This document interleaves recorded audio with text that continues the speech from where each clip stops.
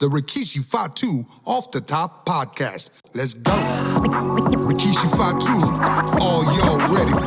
We the ones. Keep it locked on the Rikishi Fatu podcast. Off the top. We gon' talk about everything wrestling, everything hip hop. Keep it locked.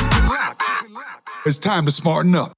Big Keish, good to see you. What is happening, my man? It's always good to see you, man. You know, we're a week or so late, but man, Big Keish, happy birthday. Thank you, my man. I appreciate that. You know, I want to thank everybody out there that, send me messages. You know who you are.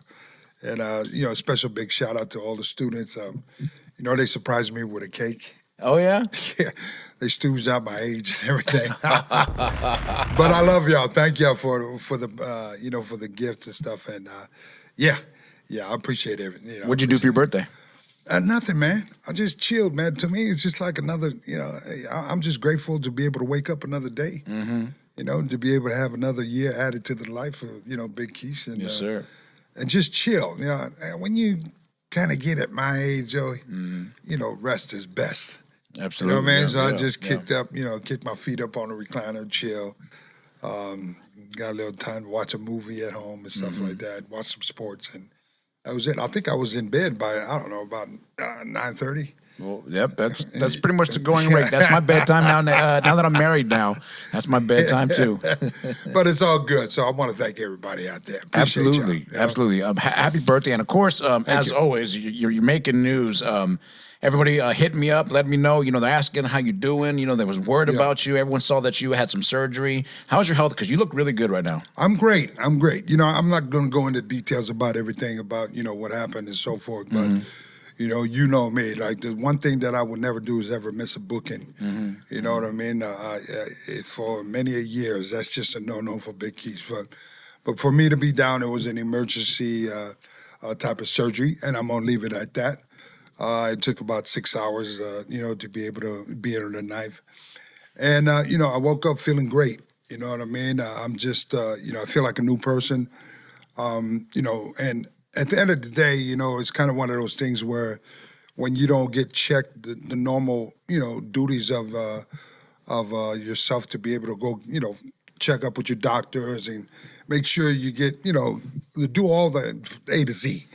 You know what I mean? And I'm one of those guys that hate to go to the hospital. Yeah, me too. And it was just one of those type of things that was, caught just in time. And with the grace of God and, leading the surgeons that were there that day, I'm here today to be able to sit and talk with you and, to be able to, say I love you to all the fans. My producers that are here. It's been a minute since we all been together. And I woke up, feeling a different way when I got wheeled back to the room into the hospital, meaning just grateful. Things that, that I might have, had beef with who back in the day. Like, I want to make all that right. There's so much to life than to be able to be, upset at each other. And, that's something that just, was in my heart when I woke up. Like, every day it's just, life to me is not so bad after all when you give it another chance to live. So I want to thank all the fans that are out there. Thank you to family and friends, close families. You know who you are, for reaching out. Thank you to all the my real ones that are out there. My co-workers, a lot of the rosters that are out there. Thank you guys so much for the love and respect and to be able to check up on me. But I am fine. Big Keish is here. I ain't going nowhere soon. And I just want to, continue to embrace everybody, each one, teach one. Yes, sir. Well, you're looking great, so we're glad to have you here. Thank you, man.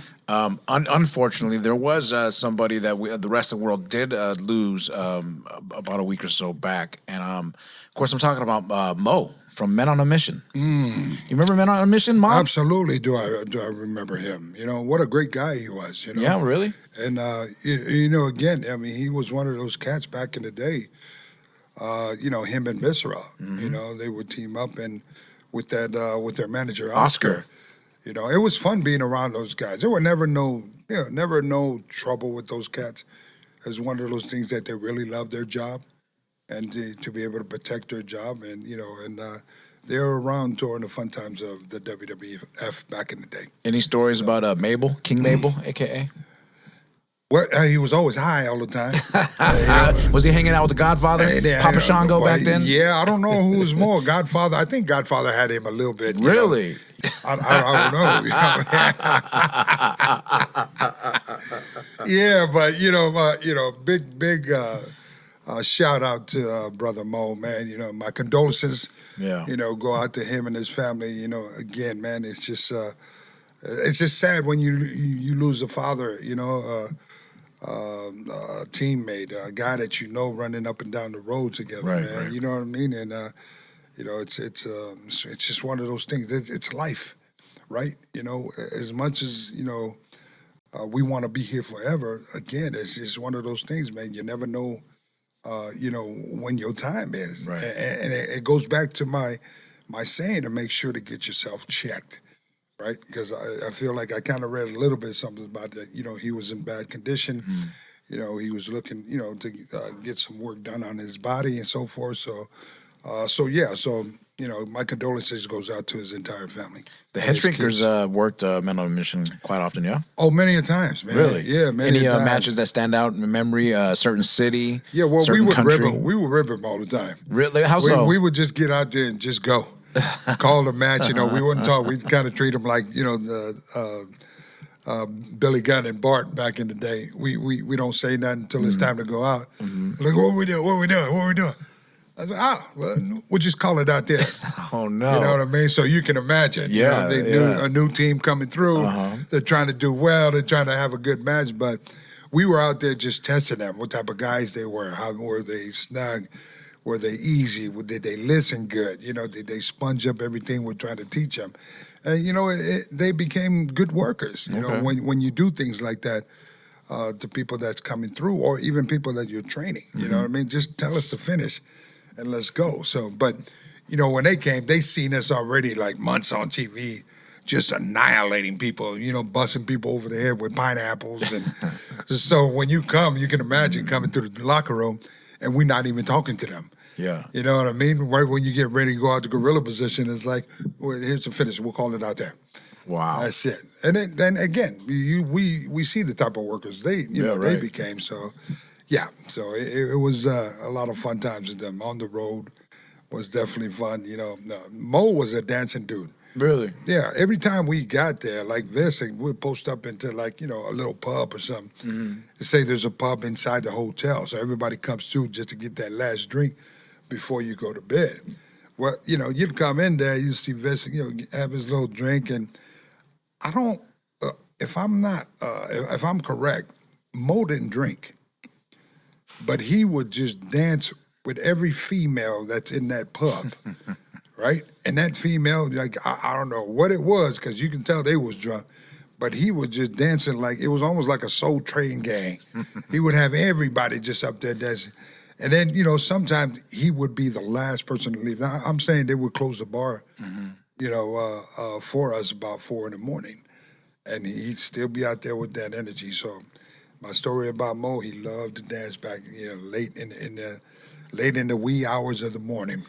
Truly a man on a mission. Now, let me ask you, what did you think about the mom Men on a Mission gimmick when it first hit the scene? Because it took a while for them to kind of, as most gimmicks, with new people. Yeah, well, I mean, I feel at the time, again, you see, the two come through. You got a giant and you got, mm-hmm. Mo, but then you got a good mouthpiece, Oscar, which was he rapped like freestyle off the head.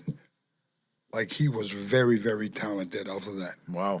And, I just think, during the time they came in, during the time when the tag teams were hot. You know what I mean? And they put the loud colors on them, a lot of the, that shiny colors of, gold and purple and, had them, mohawk their head and everything. And again, these were a bunch of two guys and three of them that came in, and like all of us, we look forward to one day being in the WWE, and pretty much was going to do whatever it take. Mm-hmm. They were going to wear whatever they gave them, and make it work. And believe it or not, when they went out there, man, they had that whole before Tuku Yep, yep. and Rikishi, they had that whole arena rocking. Yep, side to side, Side to side, left to right. Yep. You know what I mean? And I only, for those guys, I kind of see the strong point in them. Like, had they really pushed these cats here, like in merchandise wise, because they were that team. They were that fun, happy team. There wasn't a really bad team, you know what I mean? But they were that type of team you can put in the middle of the crowd or open up to show with, So yeah, that's those are my memories of these guys. To be, they were good dudes. I never had no problem with them, and they never, with the exception sometimes like the work that they do in the ring. Sometimes they hurt people. But I don't think it's intentional. It just happened, to be from where they were trained. You know what I mean? So wherever that may be, right? So at the end of the day, it's they tried. How about working Rikishi versus Viscera? It was. I enjoyed working with Vis, but whenever we both worked, we were limited. You know what I mean? Right. I mean, there's never you'll ever see an arm drag or a leapfrog from either one of us out there. Possibly a power slam, if that. But you wouldn't see that. You couldn't. When I say limited, we were limited. You couldn't really have a full type of match unless the psychology of the match was right. You know what I mean? And so in those type of matches, when you have two big guys going at it, you got to kind of keep those matches short. Right. Because for number one, the gas tank is, God forbid, I'm trying to lift him up, he's trying to lift me up. That's a lot of energy. Okay. And so, as you guys can see that when we worked together in the Royal Rumble, I believe it was 2000 in Madison Square Garden, when we bust a move that time. When Sylvester came in, we had us a little spot, and that little spot was just exactly that. We just called a little thing just to show people me and him can, basically I wanted to feature us like being able to move. We're not just big guys that can't move. Right. You know what I mean? So we do that together, and then he'll pair off with somebody else, and I'll pair off with somebody else. So, it is what it is. Yeah. I'm not saying that, he was a horrible worker or nothing like that. But, it was one of those things like, you know what I mean? That's your assignment you got for tonight, and you got to, do the best you can. Absolutely. Speaking of doing the best you can, we're going to move on to SmackDown. So a few weeks back, SmackDown it had one of its lowest viewership numbers in like the last 4 years. And of course, people on the internet are, calling for, someone's head. They're saying they need to fire this person, they need to fire that person. But the creative writer at SmackDown, to my knowledge, is actually Road Dogg, Brian Armstrong. First of all, I wanted to talk to you about the Road Dogg because that's somebody you have a lot of history with, right? Road Dogg? Pensacola. So the Armstrong family, I wanted to spend a few minutes talking about the Armstrong family. First of all, Road Dogg, tell us a little bit about your history with Road Dogg. Well, we go way back, the Fatu Hanois and the Armstrongs. We all posted up in, Pensacola, Florida. Really? Yeah, absolutely. Not too far from, from each other. And, back in the day, we would do all those, independent shots all around there. Mobile, Alabama, Dothan, Alabama, up to Mississippi, back down to Pensacola. And so, both families, we know and respect each other a lot. You know what I mean? So, wow. I mean, and to have a guy like, Road Dogg, like, he definitely knows the industry. You know what I mean? I mean, his father was A1. Yeah, Bullet Bob Armstrong. Bullet Bob Armstrong. Yeah. And so, with Bullet, they used to run up and down with, Alfonseca. And then here we come, we'd run up and down, with Bullet's kids, with Steve and Brad Armstrong, Yeah. Rest in peace. Wow. And then, Road Dogg. But, I kind of got a lot to linked up with Road Dogg when we actually were in Memphis because Road Dogg became good friends with Grandmaster. And Grandmaster, I became good friends with Grandmaster. Yeah. You know what I mean? And then we all kind of took off that around, you know what I mean? So for him to be in that type of position, he definitely knows. He definitely knows. What needs to be done. Now, whether they give him full creative, I don't know. Because there's always a boss on top of a boss on top of a boss. Right. And I'm assuming he's the bump taker because his name pops up, and you know what I mean. Be that guy. But he's smart enough. He knows the role he plays. So at the end of the day, I'm sure he's not doing anything to try to, hurt the product. Of course. We want to be able to see the product do well because, at the end of the day, the wheel turns. Mm-hmm. And when I say the wheel turns, you got all these other, new prospects that are coming up in the business, being in the wrestling ring or being in camera or being in production or being a commentary, you name it. There's so many that the opportunities in the field of the industry that, needs to be taught, you know what I mean? And, a lot of people that are coming in those type of different fields, they remember those type of names, certain people that are out there that are, given that opportunity to be in charge, right? And obviously, if you're in that position, number one, the company trusts you. Number two is that the company understands that you know what you're talking about, and so you just gotta you gotta walk that lane. You know what I mean? And I think the best way had it been myself is to be open to conversations, to ideas from the new talent. You know what I mean? Open to ideas of, believe it or not, when you talk to the fans, man, the fans that give you ideas like they know what they want. You know what I mean? And that's what we're in this business for. That is, you got your hardcore wrestling fans, family entertainment. You know what I mean? This was like for them. This was like a place they can take their kids and don't break the bank.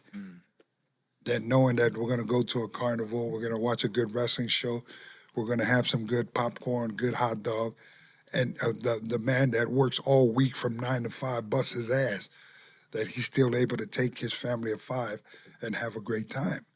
You know what I mean? So for me, it's like if I'm writing something, I got to write some stuff, accordingly, that not only cater to TNA, like when I say TNA, tits and ass. Mm-hmm. We got to cater to those. You got to realize the kids is the product because they're the one that brings the parents to it. Mm-hmm.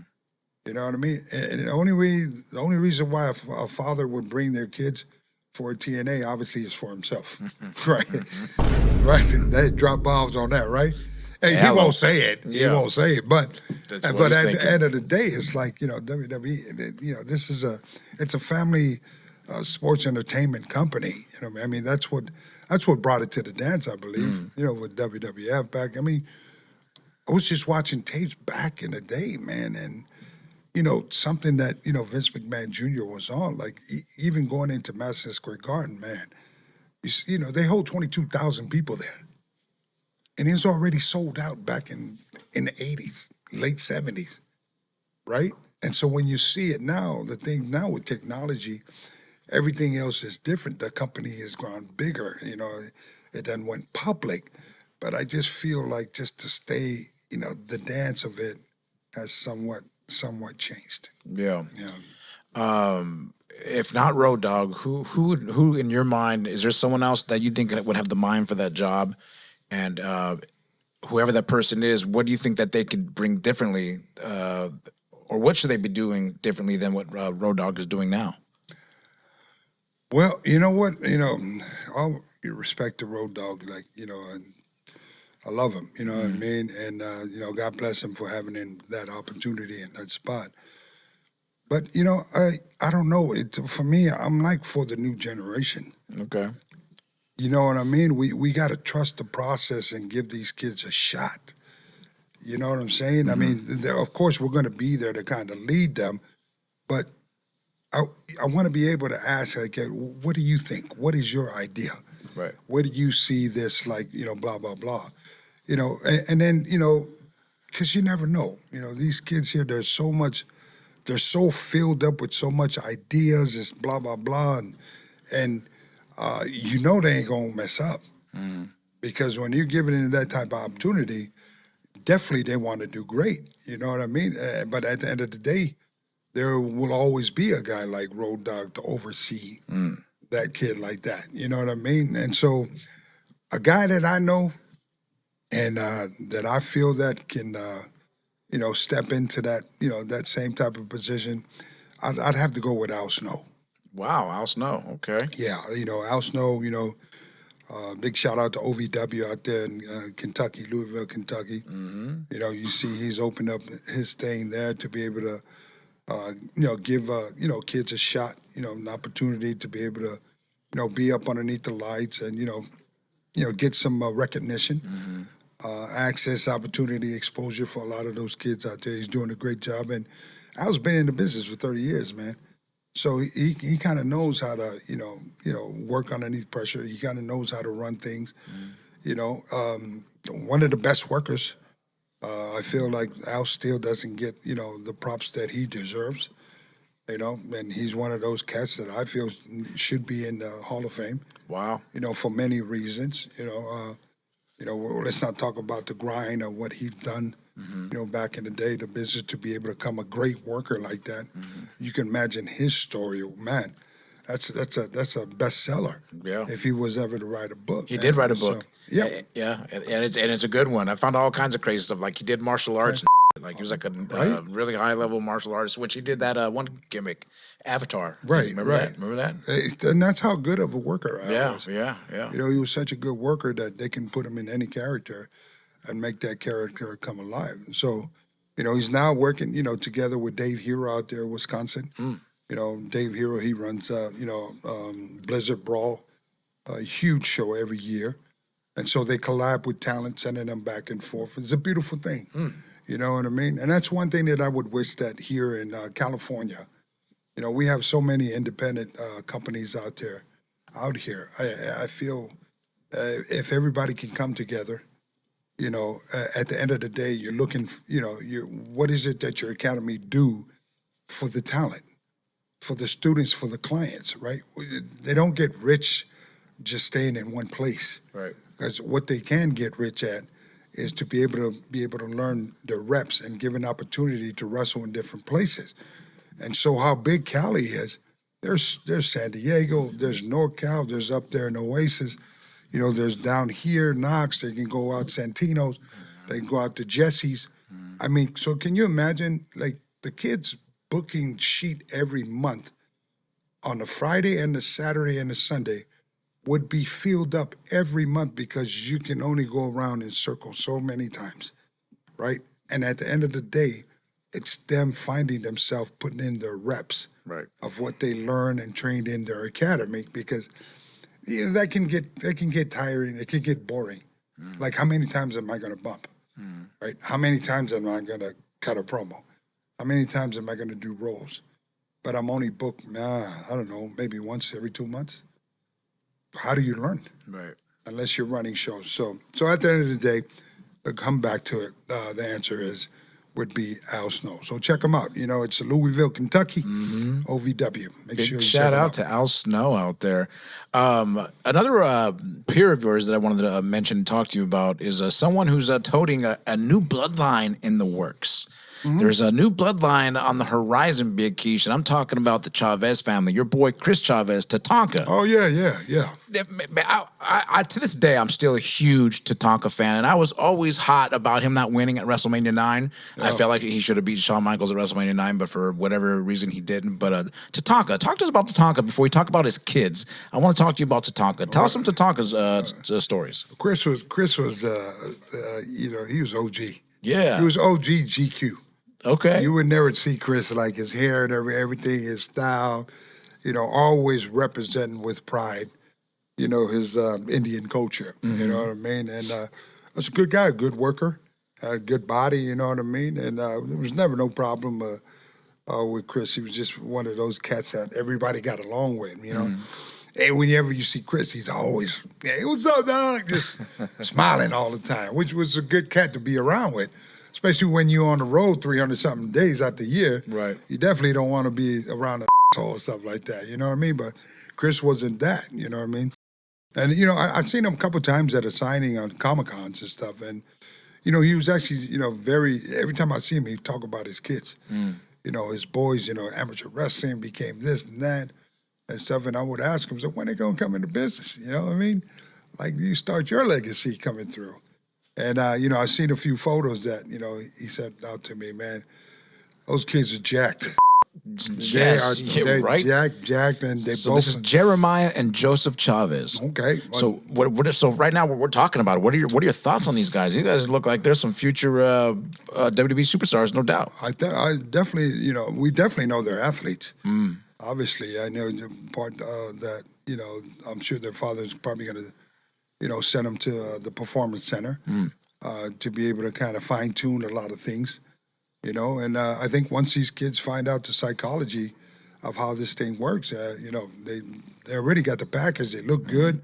They got the name and so forth. But, you know, it's going to be interesting to see them pave their own way through the family business, you know, which is their father and stuff. So I kind of see them doing a lot of things it's real nice to have a different culture out there like a bloodline to be able to represent. You know, they represent all the, you know, the Indians out there, all the indigenous people out there. Yeah. You know what I mean? And can you imagine, like, how many signings these kids be able to do with their father? Yeah. On Indian reservations. Yeah. Wow. You know what I mean? All the casinos across the world. I mean, it'd be awesome for, you know, their culture to come out and support one of their own. Yeah. So good luck to the Chavez brothers, man, and congratulations to, you know, to Tonka, man. And word is they're training at the dungeon with Natty Neidhart. Oh, well, they're going to put in work then. TJ Wilson, yeah, right? Yeah, they're going to put in work then because Natty probably just putting them through that Stu Hart type of training. You know? So the second generation taking care of second generation. So I think everything's going to work out just fine. Speaking of working out just fine, the Vision has got a new member, and it looks like it's going to be Logan Paul. I know you said you haven't been keeping up on wrestling. It's your birthday, you've been spending family time and stuff, so I know you haven't been able to keep up as much, but let me bring up to speed a little bit. Yeah, so Seth Rollins, I guess, now is legitimately hurt because, you know, he pulled the wool over our eyes last time with the knee injury, but now apparently he is really injured, and he's going to be out for some time. So with and on top of that, they jumped him out of the group. So Braun Breaker and Bronson just threw him out like Reed. that. Just threw him out like that. They threw him out. They got rid of him like yesterday's trash. So made room for a new member. And it looks like that new member is going to be Logan Paul. So what do you think of that group? Because honestly, I think they just kind of leveled up a little bit because with Logan Paul being a badass, because that's what he is. This, you know, he boxes, he fights, like he does a lot. So I think he brings a certain another element of badassery to that group. What say you? Well, I definitely know he brings heat to it. He's good on the mic. Definitely a good worker. You know what I mean? So, well, this is his shot. If they're going to put him in that position, that's not just no regular position. You know, they're actually giving him the ball. Yeah. You know, and I kind of, you know, see him, you know, as long as they give him the green light, you know, he's smart enough to know what the fans, you know, to know how to get heat with the fans. And so, you know, it'll be interesting to see. You know what I mean? I've always been a fan of Logan Paul. Right, you know what I mean? For me, it's like it's one of those kids that came into business, and I can imagine just a lot of the boys that behind the scene. You know, sometimes there's a lot of jealousy in the industry. Absolutely. Most of the time, there is. You know Yeah, what I of mean? course.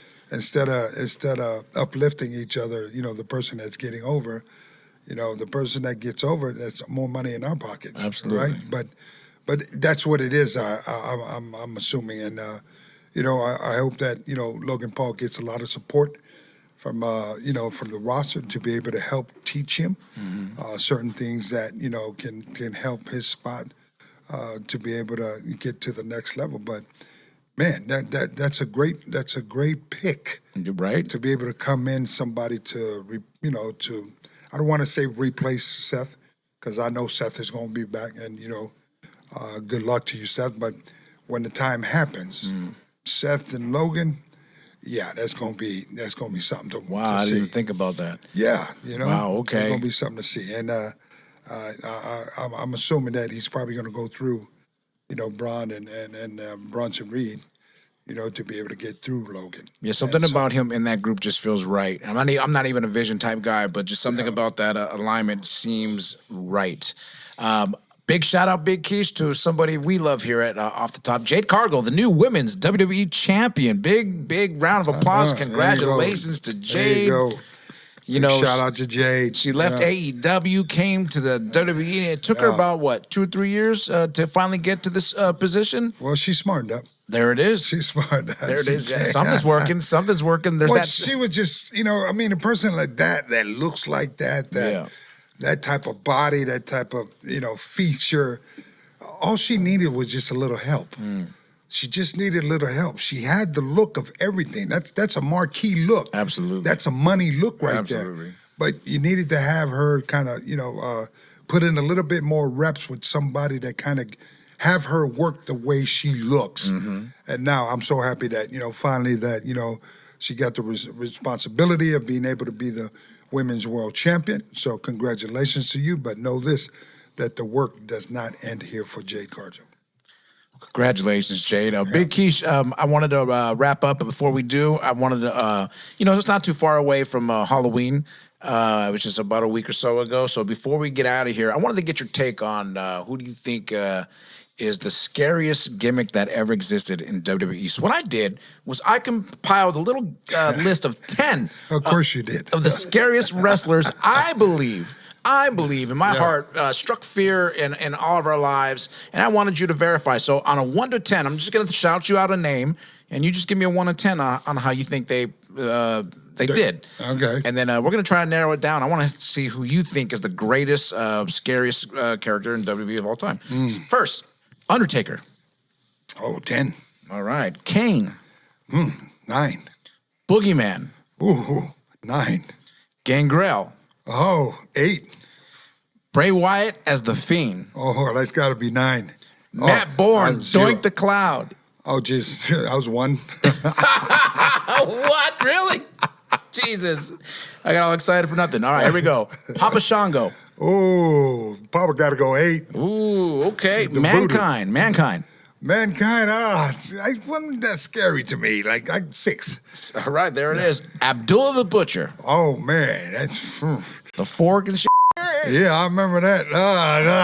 That's a close one, man. This is an 8. Ooh, okay. Last and most certainly That's not on least. a good night. 8. If he's happy, he already 8. Dan Spivey as Waylon Mercy. Oh, Dan, 8. 7. So the only 10 on that list is the one and only Undertaker. So you would consider the Undertaker as the scariest gimmick of all time. That's it. With the entrance and everything coming through, didn't talk too much. And how he just, he always had people on the edge. Yeah, dead man. I'm sure millions and millions of people out there agree with you as well. Big Keish, as always, it's good to see you, sir. My man, thank Until you. next time, have a good night. We'll see you soon. Hey, remember this, it's always free to be kind to one another and always smarten up. We'll see you soon.